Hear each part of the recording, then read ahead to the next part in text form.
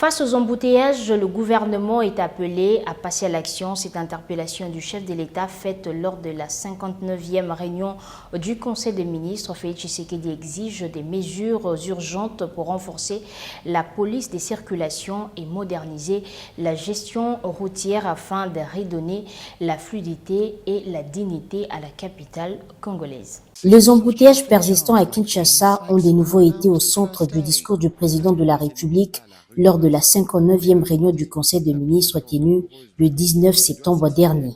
Félix Tshisekedi a qualifié la situation d'insoutenable, dénonçant une paralysie quotidienne de la capitale avec des répercussions sur la qualité de vie et l'économie, comme le précise le porte-parole du gouvernement Patrick Muyaya. Les embouteillages qui paralysent chaque jour la ville de Kinshasa et qui détériorent considérablement la qualité de vie de la population.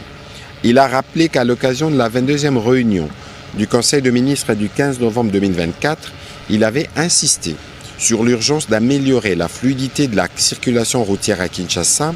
Il avait alors souligné que la mission des agents de la police des circulations ne se limite pas à la régulation, mais implique également l'exemplarité, l'application rigoureuse du code de la route et la sanction de comportements compromettants l'ordre public. Il a instruit le vice-premier ministre, ministre de l'Intérieur, de dresser un état des lieux précis sur la formation, l'équipement et les effectifs des agents de police spécialisés dans la circulation et d'assurer sans délai leur renforcement tant sur le plan qualitatif que quantitatif. Deux instructions ont aussi été données au vice-premier ministre en charge du transport, Jean-Pierre Bemba, et au gouverneur de la ville-province de Kinshasa, Daniel Bumba. Le vice-premier ministre, ministre de Transport, a été quant à lui chargé de présenter un plan opérationnel assorti des mesures concrètes pour fluidifier la circulation, la mise en place d'une signalisation moderne, gestion intelligente des carrefours et déploiement de solutions technologiques adaptées.